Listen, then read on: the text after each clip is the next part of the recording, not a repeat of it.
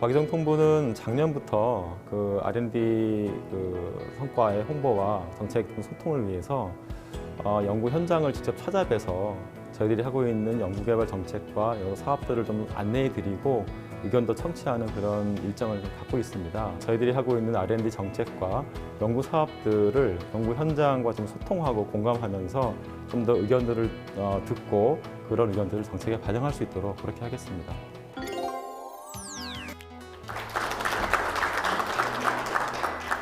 예, 안녕하십니까. 과학기술정보통신부 기초연구진흥과장 윤성훈입니다.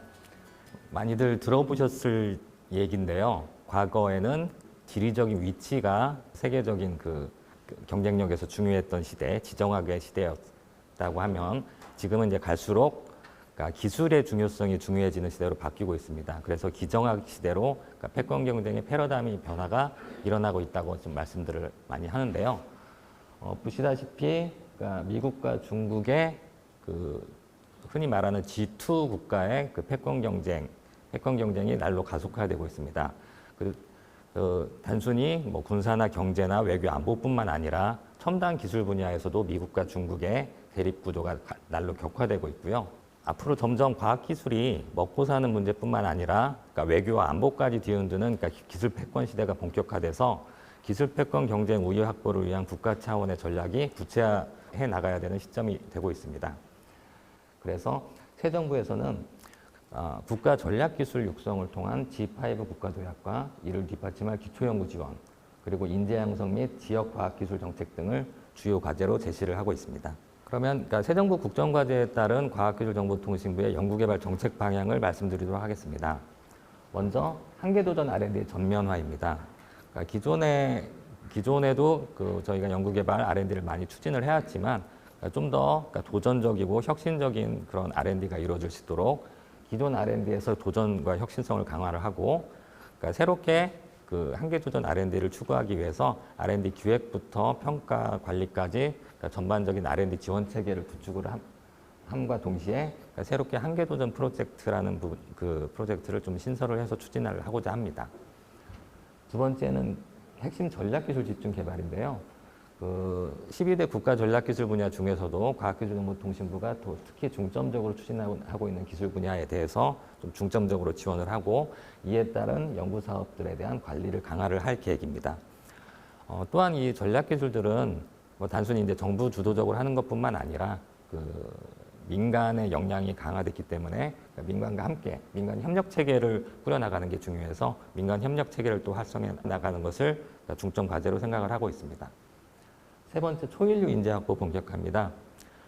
단순히 이제 정부가 이렇게 나서서 기술을 개발하는 것뿐만 아니라 그 밑바탕을 이루는 인재 확보가 날로 이렇게 중요성이 커지고 있습니다. 그래서 과기정통부는 글로벌 탑 10 대학 연구소 육성이라는 목표를 가지고 대학의 연구소를 좀 중점 육성해 나가고자 하고 이 밖에도 해외에 계신 우수한 연구자들을 유치하고 또한 국내에 계신 연구자들은 신진, 중견 리더로 이어지는 성장 사다리를 강화해 나가도록 할 계획입니다. 네 번째는 이렇게 연구개발을 통해서 이루어진 기술들이 혁신 생태계를 통해 가지고 이 성과들이 어떤 활용이나 확산이 좀 잘 일어나질 수 있도록 혁신 생태계를 전략하는 부분입니다. 그래서 어떤 공공특허 관리 및 활용을 전면 개편을 하고 그다음에 대학과 출연력, 기업과 같은 지역 특화 삼각 혁신 체계 구축하는 내용을 좀 보다 중점적으로 추진을 할 계획입니다. 그리고 이 바탕을 이루는 제도 및 인프라를 선진화할 계획인데요. 갈수록 이제 한 나라에서만 이제 연구를 하기보다는 해외에 있는 자원들과 해외에 있는 우수한 연구자들과 이제 국제 공동 연구를 하는 그런 부분들이 이제 중요하기 때문에 과학기술의 국제협력 체계를 강화를 해나가고 연구 관리와 지원을 좀 고도화해 나가도록 할 계획입니다. 한 가지씩 좀 더 구체적으로 말씀을 드리겠습니다. 먼저 초격차 R&D 경쟁력 확보입니다.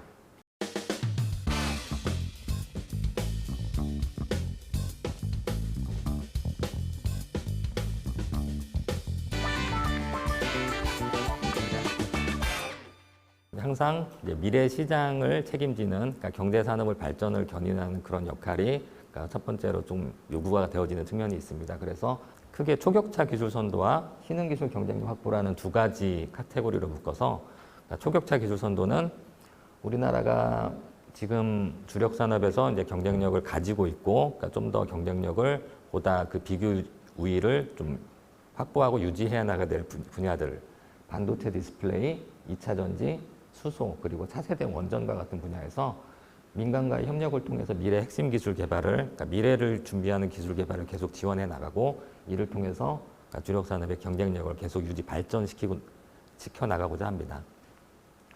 두 번째는 신흥기술 경쟁력 확보인데요.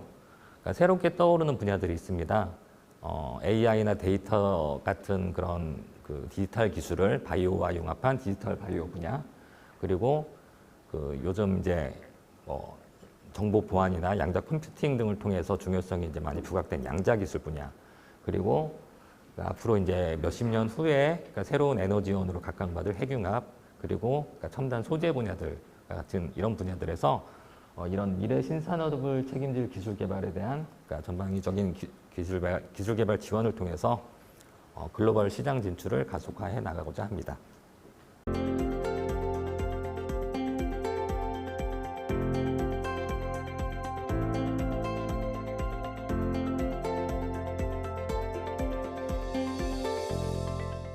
작년에 이제 우주 경제 비전이라고 이제 발표를 한 바도 있고요. 그러니까 세계적으로 이제 달 탐사 경쟁이나 이런 것들이 본격화되면서 본격적으로 우주 경제 시대가 열릴 것으로 예상이 되고 있습니다. 그러니까 이에 대비해서 그러니까 독자적인 우주 개발 역량을 갖추고, 그러니까 단순히 우주 개발뿐만 아니라 그 밑바탕으로 이루는 우주 산업 생태계를 갖춘 우주 강국으로 도약해 나가고자 합니다. 그러니까 먼저 독자적인 우주 탐사 기술 고도화를 위해서는 그러니까 작년에 성공적으로 발사한 누리호와 그 달 궤도선 그 다누리호의 성공을 바탕으로 올해 상반기 중에는 누리호 3차 발사를 그러니까 민간 기업과 함께 그 체계종합 기업이 이제 작년에 선정이 됐었는데요. 그러니까 누리호 3차 발사를 실시하고, 그리고 누리호보다 그 성능이 대폭 향상된 차세대 발사체 개발을 그러니까 금년 중에 본격 착수할 계획입니다. 다누리호는 이제 달 궤도를 이렇게 돌면서 이제 달을 관측하는 건데요. 우리나라도 달 착륙을 목표로 달 착륙선 개발 사업도 그러니까 예타에 착수할 계획입니다. 우주 탐사 기술뿐만 아니라 우주 산업 육성을 위해서는 그러니까 우주 스타트업 전용 펀드 신설이나 우주 부품 기술 국산화, 그리고 우주 산업 중에서 좀 큰 부분을 차지하는 게 위성 활용 산업입니다. 그래서 위성 활용 촉진법 제정이나 한국형 위성 항법 시스템 개발 등을 통해서 그러니까 우주 산업을 우리의 그러니까 향후 그러니까 미래 성장 동력 산업으로 육성해 나갈 계획입니다.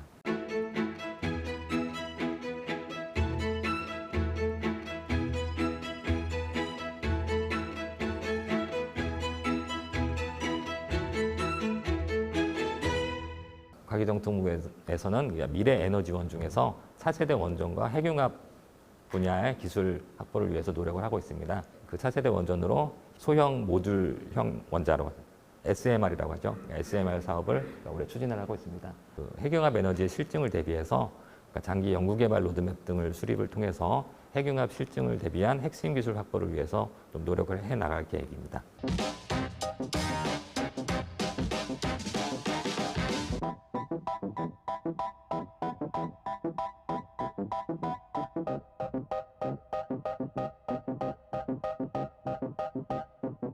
그러니까 이렇게 그 연구개발을 통해서 그 개발된 우수한 연구 성과의 사업화를 촉진을 해서 그러니까 새로운 시장을 발굴을 하고 그러니까 기술 창업이나 기술 스케일업 등을 그러니까 활성화를 해서 시장에서 그 실질적인 그러니까 경제적 성과로 이어나가기 위한 그러니까 그런 노력들도 그러니까 이어나가고자 합니다.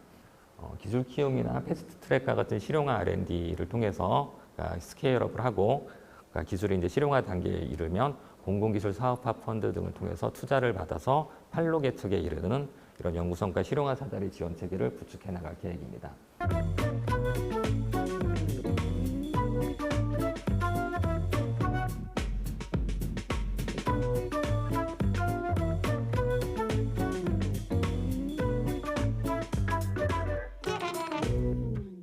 아까 국정과제에서도 보셨듯이 그러니까 지역의 과학기술 역량 그 제고, 혁신 역량 제고를 굉장히 큰 목표로 추진을 하고 있습니다. 그래서 그 지역에서 그러니까 지역의 자생적인 산학연 혁신 생태계를 구축을 하는 것을 큰 목표로 그러니까 이 혁신 생태계에 거점 역할을 좀 강화할 수 있는 새로운 사업들을 기획을 해서 좀 추진을 해나갈 계획입니다. 먼저 지역혁신 메가 프로젝트는 그러니까 지역별 특성이나 연구 역량 등을 고려해서 그거에 따라서 그러니까 지역에서 그러니까 스스로 제시한 분야에 대해서 지역 전략 원청 연구를 중점 지원하기 위해서 그러니까 신규로 추진하고자 하는 사업입니다. 약 3년 정도 5개 프로젝트 23년에 약 5개 프로젝트를 좀 지원을 할 계획입니다. 다음은 학연협력 플랫폼 구축 사업인데요. 이 학연협력 플랫폼 구축 사업은 그러니까 지역에서 대학과 연구소 그리고 기업들 간의 그런 협력 플랫폼을 구축을 해서 그러니까 지역이 그러니까 과학기술 혁신 역량을 자체적으로 고도화해서 지역 발전에 어떤 선순환 생태계를 활성화하고자 하는 내용입니다. 그래서 플랫폼별로 그러니까 중점 지역 혁신 분야를 설정하고 인재 양성 또는 그 사업 연계 기술 고도화 그리고 뭐 기술 이전 및 혁신 창업화 이렇게 내용이 있는 것처럼 그러니까 주력 활동 모듈을 선택을 해서 그러니까 신청을 해주시면 저희가 올해 23년에는 약 4개 권역 정도를 좀 선정을 해서 그러니까 지원을 할 계획입니다. 그러니까 과학기술의 기초 체력은 그러니까 기초연구와 그러니까 인재 양성이라고 저희는 생각을 하고 있습니다. 그러니까 과학기술의 기초 체력을 이루는 창의도전적 기초연구 지원을 강화하고 그리고 핵심 인재, 그러니까 특히 국가 전략기술 분야의 핵심 인재 양성을 위해서 좀 노력을 기울이고자 합니다. 그동안에는 좀 대학에 대한 지원이 그러니까 좀 개인 연구자분들을 대상으로 한 좀 과제 위주였다면 앞으로는 그러니까 좀 더 지속 가능한 연구소 체계를 구축할 수 있는 그런 지원 방안들을 좀 모색해 나갈 계획입니다. 연구자가 주도하는 기초 연구를 뭐 지속적으로 좀 확대해 나감과 함께 그러니까 젊은 연구자들에 대한 좀 지원을 확대해 나가도록 하겠습니다. 양자나 2차 전지, 수소, 뭐 첨단 바이오 등 그러니까 국가 전략 기술로 선정된 분야들의 핵심 인재의 육성 확보 방안을 마련을 하고 대학들과 연계를 해서 추진을 하고자 하고요. 그다음에 이 밖에 그러니까 해외에 계신 그러니까 우수한 인재들의 유치를 위한 그러니까 글로벌 교류 협력들도 그러니까 활성화해 나갈 계획입니다. 그러니까 저희가 찾아가는 그 설명회를 그러니까 대학에서 진행을 하다 보니까 아무래도 이제 대학에서 많이 관심을 가지고 계신 기초연구 분야를 그러니까 따로 챕터를 할애를 해서 좀 설명을 드리도록 하겠습니다. 기초연구 투자가 그러니까 지난 5년간 꾸준하게 확대가 되었습니다. 최근 5년간 꾸준히 증가해서 그러니까 정부 R&D 예산 중 기초연구 비중이 30% 내외를 유지를 하고 있고요. 특히 그 연구자 주도 기초연구라고 그러니까 보통 부르는 그러니까 과기정통부와 교육부의 기초연구 사업 예산, 그러니까 이 연구자 주도 기초연구 예산은 17년 1.26조 원 대비 22년 2.55조 원으로 그러니까 2배 이상 대폭 증가를 했습니다. 이렇게 연구자 주도 기초연구 예산이 대폭 증가함에 따라서 원하는 연구를 마음껏 할 수 있는 안정적 연구 환경을 좀 구축하고 있고요. 그래서 기초연구를 수행하고 계신 그 연구자들의 비율, 이공계 전임교원 중에서는 그 기초연구 수혜율이 16년에 21.9%에서 37.1%로 좀 대폭 확대되었습니다. 또 이 중에서 그 젊은 연구자들의 경우에는 수혜율이 35.5%에서 74.8%로 또한 2배 이상 매우 크게 확대를 돼서 기초연구에 대한 그런 그 기회가 많이 열렸습니다. 그러니까 이에 따라서 그동안 연구 수행에 어려움을 겪었던 연구자들을 그러니까 기초연구 생태계로 그러니까 많이 유입이 되었고요. 그러니까 이렇게 연구 기회가 확대됨에 따라서 좀 학술적인 성과도 많이 늘었습니다. 그러니까 인류의 지식의 지평을 넓히는 그러니까 기초연구의 목적이죠. 그러니까 인류의 지식의 지평을 넓히는 이런 그 우수한 논문 성과가 지속적으로 창출돼서 SCI 논문 수 같은 경우도 약 45.3, SCI 논문 수도 약 34,000편으로 크게 늘어났고, 임팩트 팩터 상위 10% 논문 수도 늘어났습니다. 특히 이제 국가 전체 논문 수 대비 그 연구자 주도 기초연구 사업을 통한 성과의 비율도 많이 늘어나고 있습니다. 기초연구 사업을 통해서 국가 전체 석박사 신규 인원 중에 약 25.5%가 기초연구 사업을 통해서 배출되어서 좀 각계로 퍼져나가서 어떤 국가 경제사회 발전을 견인을 해 나가고 있습니다. 또한 그 젊은 과학자 지원을 위해서 신진 연구나 생애촌 연구를 대폭 확대하고 최초 실험실 구축 지원이나 세종 과학 펠로우십 같은 이런 그 젊은 과학자 지원 그 기회를 확대해서 앞서 보신 것처럼 그 젊은 과학자들의 이제 수혜를 크게 증가를 했고요.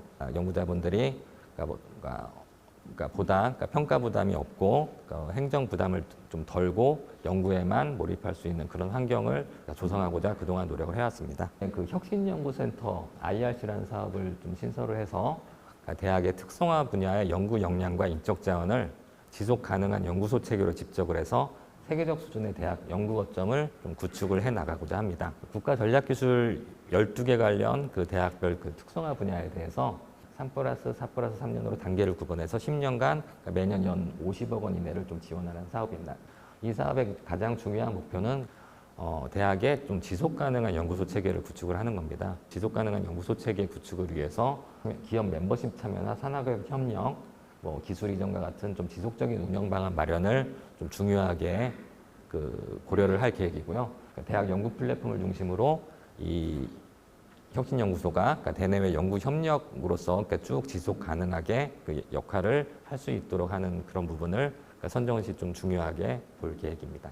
현재 기초연구 지원은 약 5년 내외 연구 기간이 대부분이라서 장기간 한 분야에서 도전적인 연구를 좀 꾸준히 해서 좀 세계적인 연구 성과를 좀 창출하는 할 수 있는 그런 지원 체계가 좀 부족하다라는 좀 지적이 그동안 있었습니다.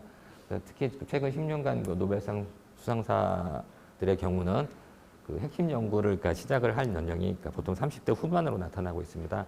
그래서 약 이 30대에서 40대 초반 정도의 이 유망한 젊은 연구자분들이 한 가지 주제에 대해서 꾸준히 좀 10년 정도 연구를 하실 수 있도록 한우물 파기 기초연구 사업을 신설을 했습니다. 저희가 비전임 포닥들을 대상으로 지원을 하는 세종과학 펠로우십 사업이 있는데요.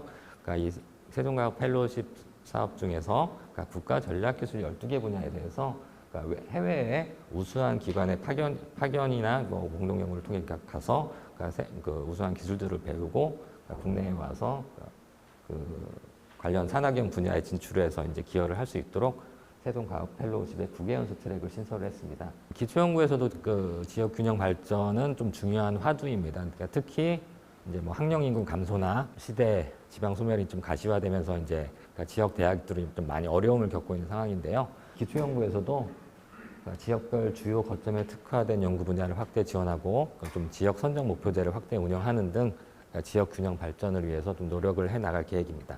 기초연구 수도권 쏠림 현상을 이 현상이 이제 계속 심화가 되기 때문에 이것을 좀 완화하고자 개인 연구에 대해서 신규 예산 5% 내에서 지역 대학 연구자를 추가 좀 선정을 계속 하고 있고요. 그다음에 소규모 연구 그룹을 지원하는 기초연구실 과제 같은 경우는 기존에 이제 지역대 할당 규모를 30%로 유지를 해왔었는데 이것을 약 10% 상향을 해서 40%까지 좀 지원을 할 계획입니다. 지역 특화 분야에서 그 혁신성장 기반을 마련하고 연구 역량을 강화하는 지역 선도연구센터 사업을 저희가 19년부터 추진을 하고 있습니다. 이 지역 지역 선도연구센터 RLRC 사업도 22년은 그동안 보통 신규 4개 정도를 지원해왔는데 신규 6개 좀 하면서 그리고 특히 이 RLRC 사업은 앞서 말씀드린 학연 협력 플랫폼이나 메가 프로젝트와 이제 그 분야를 좀 연계를 해서 좀 앞으로는 좀 지원을 해 나갈 계획입니다. 그리고 이렇게 기초연구에서도 지역 대학들이 보다 좀 역할을 좀 키워나갈 수 있도록 좀 지원해 나갈 계획입니다. 이상 발표를 마치고자 합니다. 예, 딱딱하고 어려운 내용 이렇게 경청해 주셔서 감사합니다.